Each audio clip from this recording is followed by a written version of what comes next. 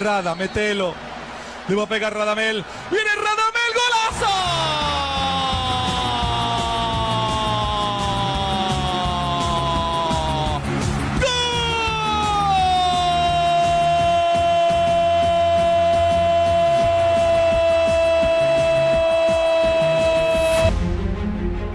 Freddy Rincón, Faustino Asprilla, Iván René Valenciano, Andrés Escobar, James Rodríguez, El Pibe Valderrama, René Higuita. Cada nombre representa una imagen, una jugada que ha quedado para siempre grabada en la memoria de los colombianos. Hazañas en el campo de juego, goles a contrarreloj e incluso un oasis de alegría en medio de la violencia que atravesaba el país.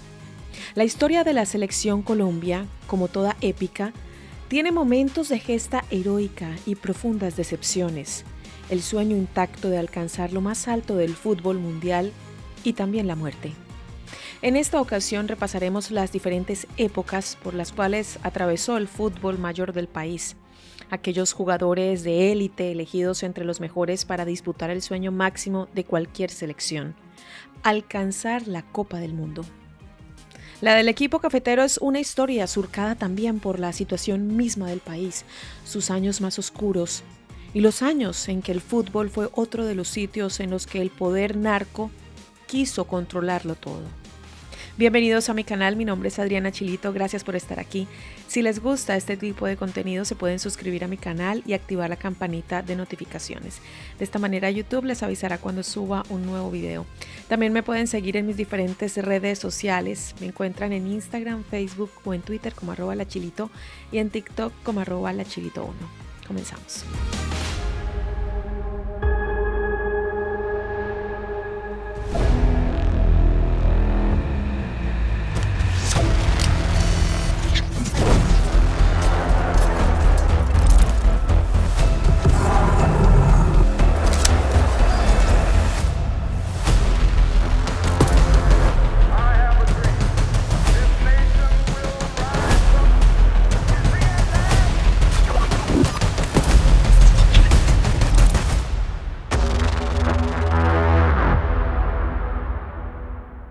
Llega el fútbol.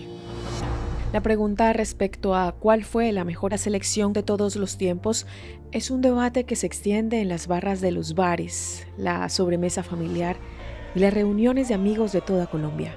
No hay una respuesta única, pero sí aquellas formaciones que han quedado como las predilectas de casi todo fanático del fútbol local. Los mundiales de Italia en el 90, el de Estados Unidos en el 94, y también el de Brasil en el 2014, fueron hitos importantísimos en el devenir de esta historia futbolística. Pero antes de llegar a esas grandes joyas, repasemos esos momentos que se han repetido una y mil veces en la televisión. Recordemos cómo inició todo. La llegada del fútbol a Colombia está bastante discutida, pero una de las explicaciones más conocidas apunta a un estadounidense.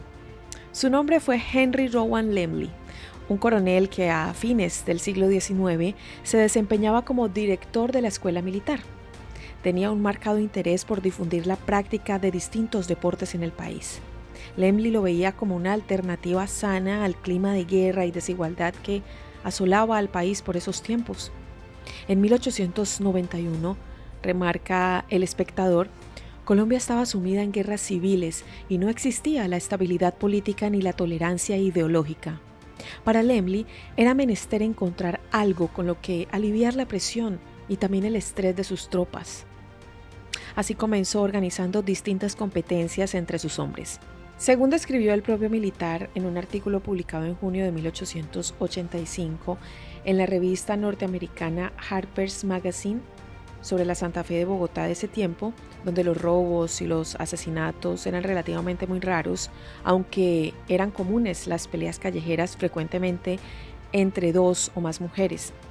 A decir de Lemley, quien en su relato alabó la fortaleza de nuestros militares, los hombres enlistados en el ejército son en su mayoría indios de los estados de Boyacá, Cundinamarca y Santander, y no hay mejores soldados en el mundo así de fuertes como una máquina. En ellos vio Lemley la pasta de futuros atletas y deportistas. Además del típico entrenamiento militar de tiro y marcha, los subalternos de aquel coronel de acento angloparlante hacían carreras y saltos. Hacia 1913, el atletismo en Colombia empezó a practicarse fuera de los cuarteles. Se atribuye a él mismo la llegada de los primeros balones a Colombia y el primer reglamento traducido al español, que a su vez fue publicado en el diario bogotano El Telegrama. Ahora sí, todo el mundo quería probar lo que se sentía jugar al fútbol. Finalmente, la Guerra de los 1000 días, tenemos en este canal un video completo hablando acerca de este suceso, hizo que Laemmle tomara otros rumbos, pero su influencia perduró. En el almanaque se señala que el 22 de junio de 1892 se jugó el primer partido de fútbol entre dos equipos conformados por soldados del ejército. Pero esta historia entra en disputa con un ingreso más o menos simultáneo del deporte en la región de Barranquilla, en ese caso por ingleses. En aquella región, el desarrollo del deporte fue también clave para entender el nacimiento del fútbol colombiano.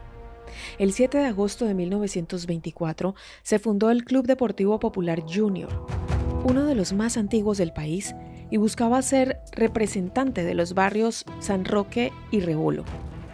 El diario El Tiempo recuerda que en los albores del siglo XX el fútbol estaba en auge por la influencia del Colegio de los Hermanos Salesianos, quienes fundaron el equipo Juventus, por ser ellos de ascendencia italiana y que luego se conoció como Juventud.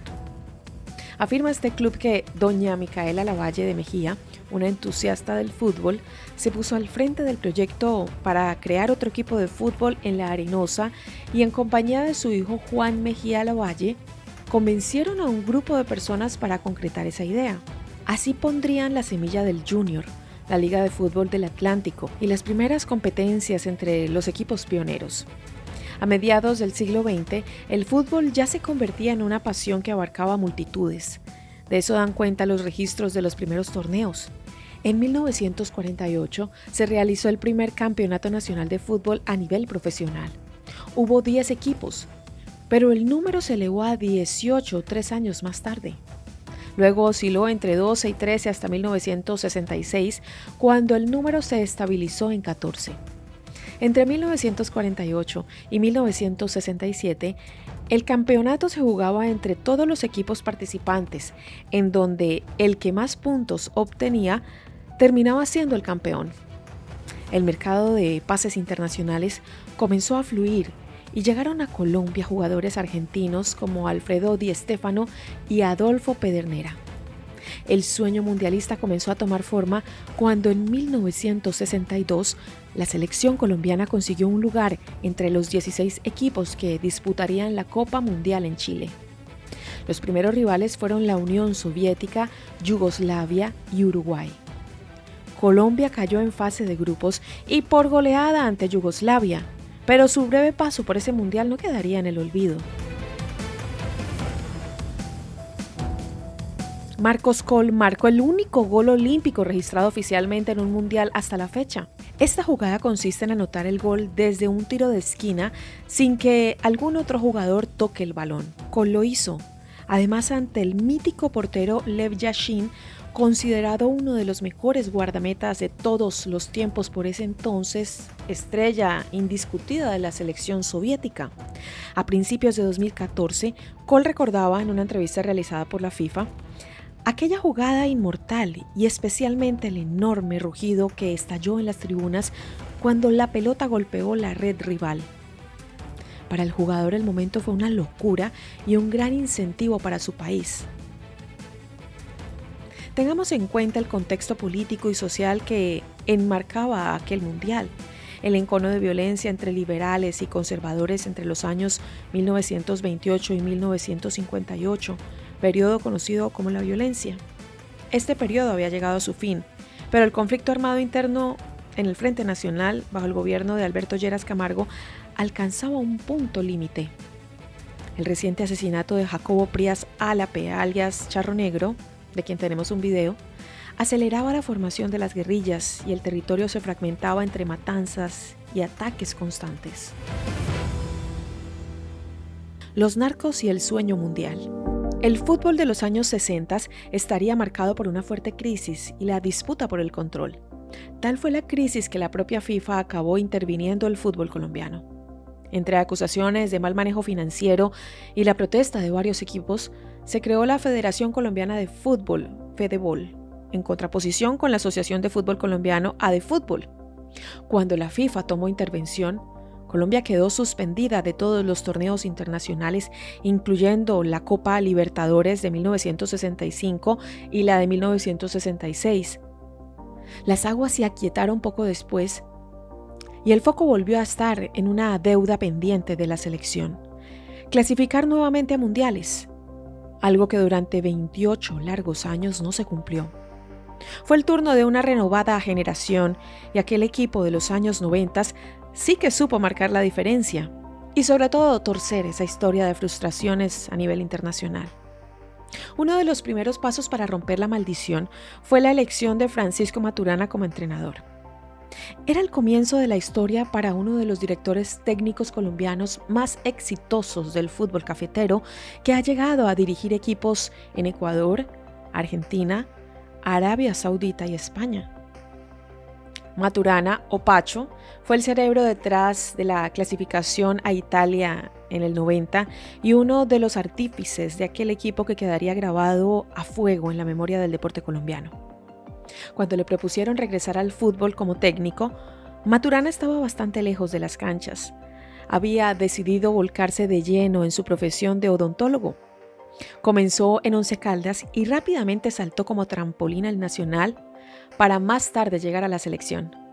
La Radio Nacional de Colombia lo sintetiza así: el estratega chocoano fue la cabeza de los momentos más emotivos que nos regaló esta selección, logrando dentro de ese proceso una clasificación a octavos de final por primera vez en Italia 90 y el 5-0 que la tricolor le propinó a Argentina en el Estadio Monumental de Buenos Aires para las eliminatorias a USA 94. Entra el tren, golpe de cabeza, queda para el medio, tiró. Gol, gol, gol, gol, gol, gol, gol, gol, gol, gol, gol, gol. Gol, gol, gol, gol, gol, gol. Uno de sus objetivos iniciales en el Nacional fue perfeccionar un equipo compuesto puramente por locales, por jugadores colombianos. Había un contexto que acompañaba esta situación. El fútbol en los barrios había crecido mucho y constantemente surgían jugadores entre niños y muy jóvenes con proyección profesional. A su vez, desde los años 70 se había iniciado un proceso mucho más oscuro, conocido como narcofútbol. Los carteles del país, especialmente bajo la influencia de Pablo Escobar, habían puesto el ojo en el deporte. Los motivos eran múltiples: evadir impuestos, blanquear dinero de origen ilegal y también hacer un lavado de cara a partir de las obras para desarrollar clubes barriales y campos de deportes en las zonas marginadas. Ese vínculo ciertamente hizo crecer al deporte a nivel nacional, pero con un precio muy alto. En 1989, por citar un solo ejemplo, fue asesinado el árbitro Álvaro Ortega por sicarios a la salida de un hotel de Medellín. El campeonato nacional fue suspendido por ese motivo y por primera vez en la historia del fútbol nacional, ningún equipo se consagró. A nivel internacional sí que hubo cosecha y fue de hecho Maturana quien obtuvo junto al Atlético Nacional la Copa Libertadores.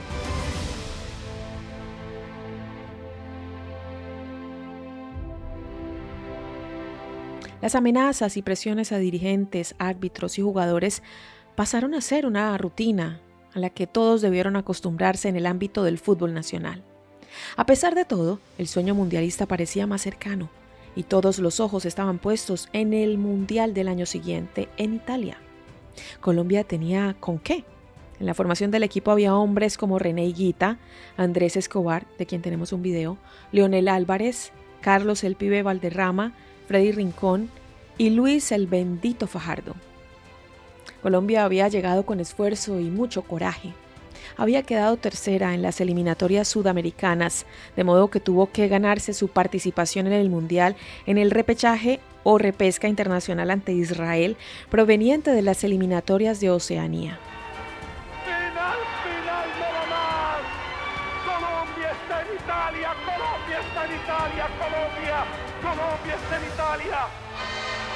Hemos esperado 27 años para regresar a un mundial. Es que entre los choques mundialistas que quedarían para la historia estuvo el empate de Colombia con Alemania, que le valió el pase a octavos de final. Finalmente el recorrido del conjunto cafetero se truncó en esa fase, pero sus estrellas tomarían relevancia internacional.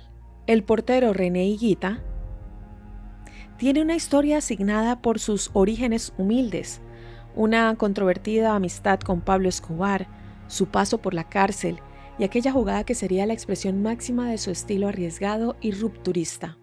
El escorpión, una maniobra casi acrobática en la que atajó el balón con los pies suspendido en el aire en posición horizontal y con puro talento, ante la estupefacta mirada de los espectadores en el estadio Wembley de Inglaterra en 1995. En esa selección, que disputó la Copa en Italia, lo acompañaba el talentoso Pibe Valderrama, un auténtico crack de la velocidad y el regate que había hecho camino en el fútbol francés y español antes de regresar a su Colombia natal. También estaba la joven promesa Andrés Escobar, cuya vida y carrera encontraron un final abrupto en 1994, cuando fue asesinado por sicarios tras un gol en contra en el Mundial siguiente, con sede en Estados Unidos. Por ese entonces, el fútbol parecía completamente captado por el poder narco y el nivel de violencia que vivían sus protagonistas era cada vez más extremo. Ante ese panorama, parecía difícil disfrutar de un Mundial USA 94, cuyos meses previos estuvieron signados por las presiones ya abiertas y explícitas de los capos y sicarios. Muerte y resurgimiento.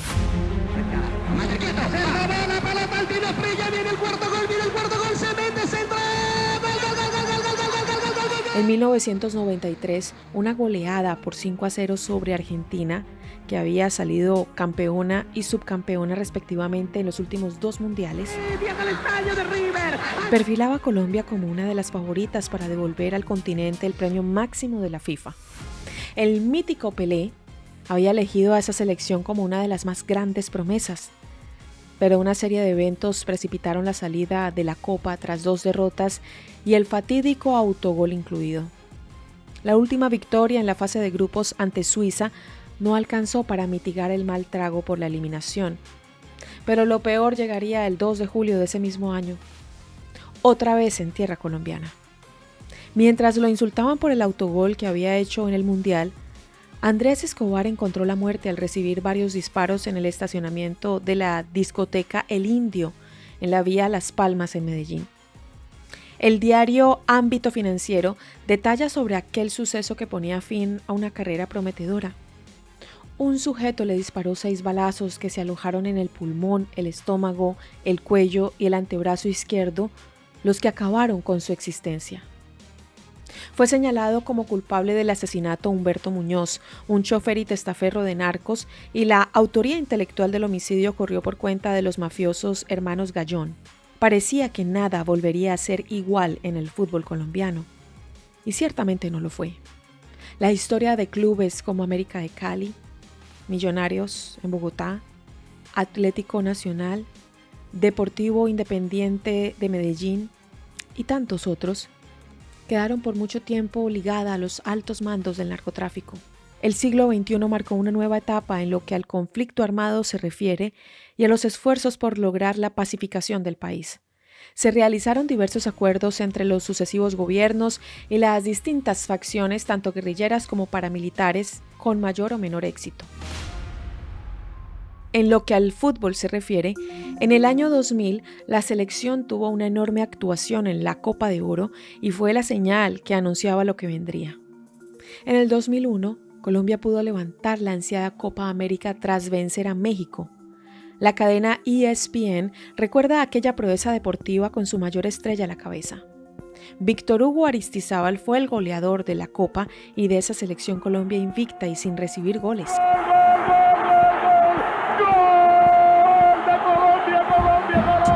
Hizo 6 anotaciones a Venezuela, Ecuador, Chile, Perú y Honduras. El torneo se jugó en 7 ciudades: Bogotá, Medellín, Cali, Barranquilla, Pereira, Armenia y Manizales. Esto con 12 equipos y sin Argentina ni Canadá. Se jugaron 26 partidos en un clima de compromiso festivo. A su vez hubo peligro.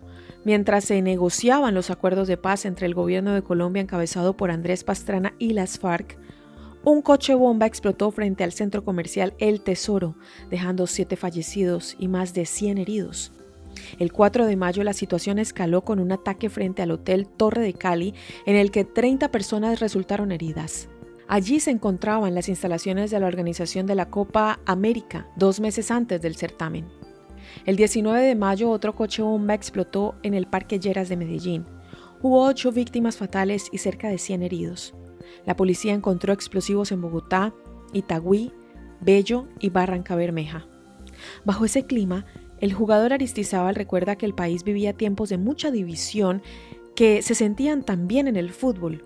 Había críticas y encono en ciertas regiones del país con la selección, pero el triunfo sirvió para dar un sentido de comunidad en una nación fraccionada.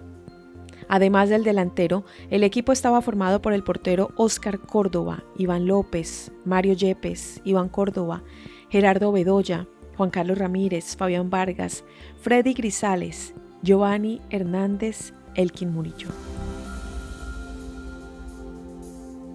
Volver al Mundial. Ese conjunto campeón le daría al seleccionado un nuevo aire y a esa generación un galardón propio. A nivel de los mundiales costó más. Colombia no pudo clasificar a Corea-Japón 2002 ni a Alemania 2006, tampoco a Sudáfrica 2010.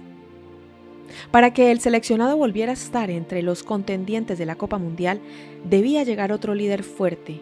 Buenas tardes, la Selección Colombia tiene técnico José Pekerman. Muy buenas noches, la dirección de la Selección Colombia ya está definida, se trata del profesor argentino José Pekerman. Y ese fue Juan José Pekerman. En las semanas previas a los partidos de clasificación para el Mundial Brasil 2014, el equipo ya comenzaba a armarse con jugadores jóvenes. David Ospina, Carlos Valdés, Cristian Zapata, Pablo Armero, Camilo Zúñiga, Abel Aguilar, Carlos Sánchez, Magnelli Torres, Elkin Soto, Radamel Falcao García, Jackson Martínez, Dairo Moreno. Asomaba una promesa llamada James Rodríguez. Cuando Pekerman tomó las riendas, sus convocatorias generaron cierto revuelo. Farid Mondragón, Aquivaldo Mosquera, Luis Amaranto Perea, Mario Yepes, se les dio continuidad. Por otra parte, a Aldo Ramírez, Edwin Valencia, Juan Guillermo Cuadrado, Teófilo Gutiérrez, Carlos Vaca y los juveniles Juan Fernando Quintero y Luis Fernando Muriel llegaron al plantel. De pelear repechajes en eliminatorias anteriores, Colombia clasificó en segundo lugar para el Mundial que se celebraría en Brasil. Le va a pegar Radamel. ¡Viene Radamel! ¡Golazo! Se ponía fin a una sequía de 16 años sin contiendas mundialistas. ¡Al campeonato del mundo en Brasil! Sin dudas, el de 2014 será un mundial recordado por todos aquellos que lo siguieron partido a partido, ya que se trató de la mejor participación en toda la historia de Colombia en un torneo de estas proporciones. Avanzó hasta cuartos de final y se convirtió así en el 5º mejor seleccionado del mundo en ese torneo de la FIFA. James Rodríguez obtuvo también su reconocimiento individual. Fue elegido como el mejor jugador en la fase de grupos. Los mundiales y copas siguientes quedaron empañados por lesiones y la partida de jugadores históricos como Mario Yepes, Luis Amaranto Perea o Farid Mondragón. La renuncia de Pekerman tras el Mundial Rusia 2018 fue el cierre de un ciclo de 6 largos años. La búsqueda de un nuevo rumbo volvió a instalarse en el seleccionado. Colombia no pudo clasificar para Qatar 2022 y ciertas alertas se encendieron. Pero como dice el dicho, la pelota sigue rodando y Colombia quiere encontrar su lugar en los próximos desafíos internacionales. Por delante, la Copa América 2024 y las eliminatorias de cara al Mundial 2026 serán un buen termómetro para medir si los buenos tiempos del equipo cafetero están otra vez cerca.